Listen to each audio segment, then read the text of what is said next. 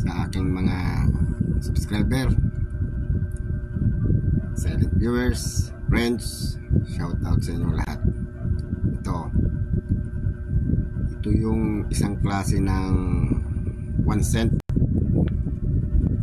Ito ay 1 cent Elizabeth II specimen sets, bronze pala ito.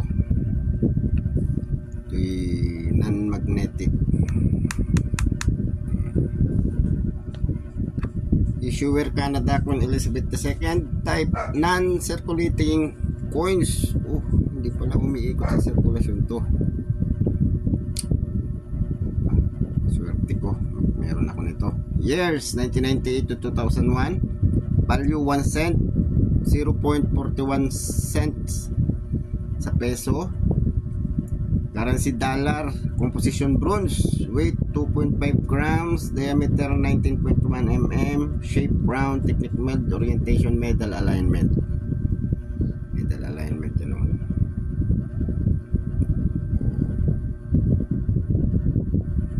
Pantay. Head of Queen Elizabeth II as at 64 years of age, wearing the royal diadem, necklace and earrings facing right. Ito yung diadem, yung corona, hikaw, wintas, Elizabeth II, E.G. Regina. E.G. Regina yan, no? Reverse. A maple twig is surrounded with the face value and the inscription Canada. Maple leaf twig daw, surrounded ng twig. Ito, ikot. 1 cent apple leaf, year Canada.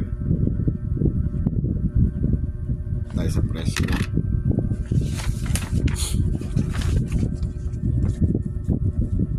Presyo ng 1998, ito hawak ko 1998. Uncirculated lang, 160 specimen set only. Kung 1999, 160 din specimen set only. Ibig sabihin wala talagang umikot sa sirkulasyon kasi walang in circulation eh. Ang year 2000, dalawang presyo, very fine at saka uncirculated, 110 parehas. Ang 2001, 89 pesos lang, specimen set only din. So sa aking mga silent viewers dyan, pwede makapaglambing na subscribe,